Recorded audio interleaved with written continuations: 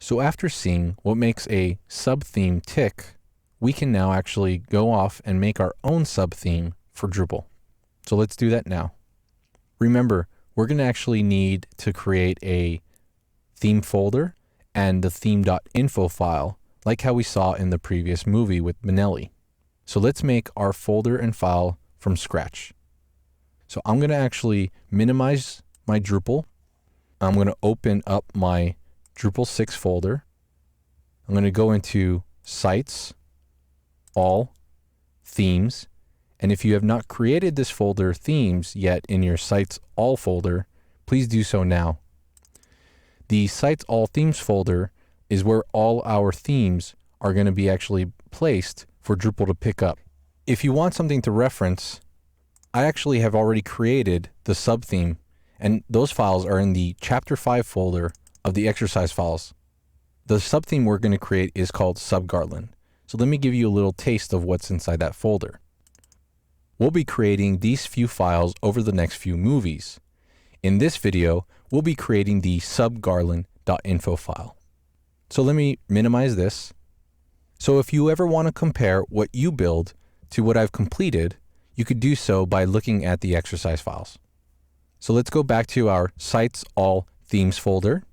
We'll actually now create our own sub-theme folder in here.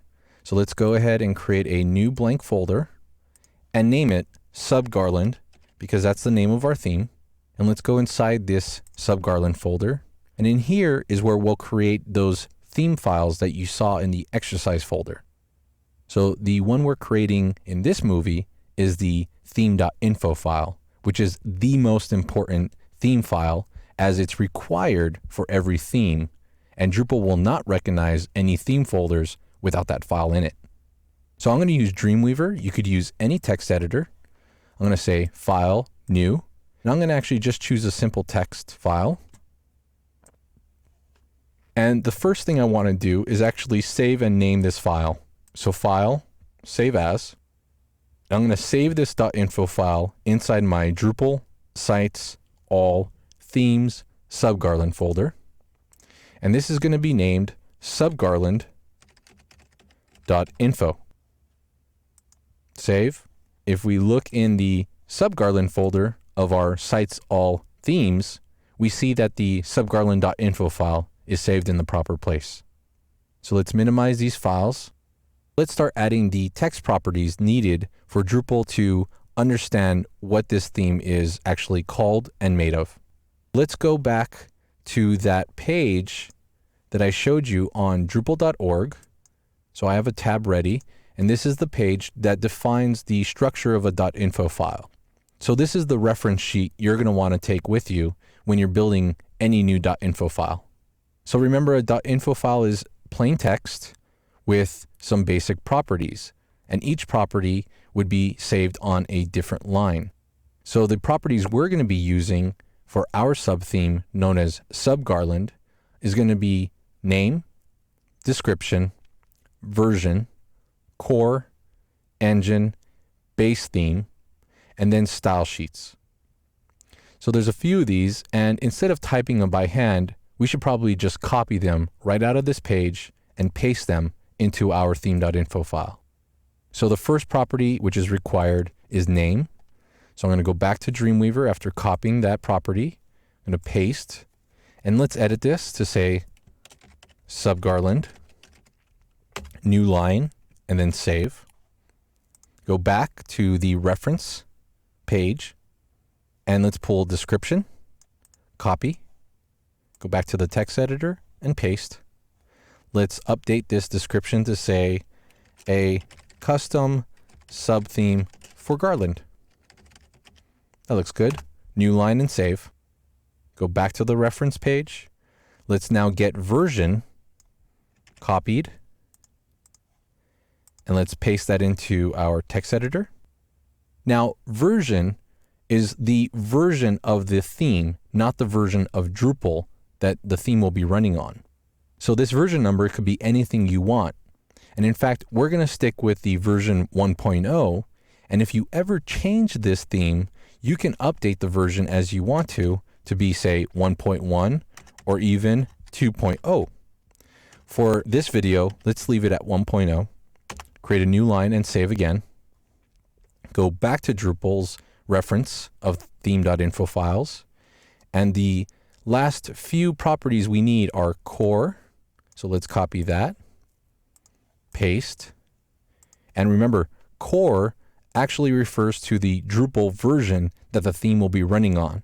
Remember, only a Drupal 6 theme could run in Drupal 6. So core is for Drupal and version is for the theme itself. So don't confuse the two. Make a new line, click save, go back to the reference. Let's grab engine, which equals PHP template, and we're going to leave that value the same. So paste, create a new line and save. Let's go back to the reference, and now we need base theme. So let's grab base theme, copy that, and paste that into our subgarland.info file. I personally like to separate the base theme line from all the other properties up on top.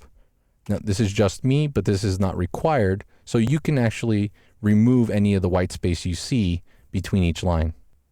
Base theme for us is going to equal Garland, as that is the theme ID name for the Garland theme.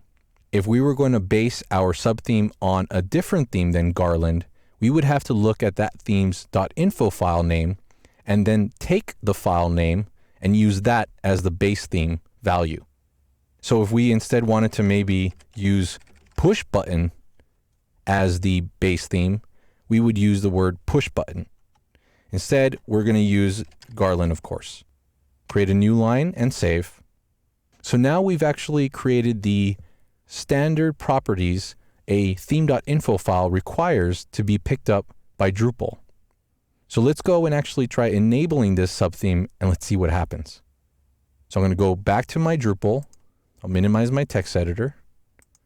And starting from the administer screen, we're going to click on themes. And if you scroll down, you should now see subgarland actually appear with the rest of the Drupal core themes. If you do not see subgarland here, that means you did not actually complete the file name correctly, or you messed up one of the properties somewhere.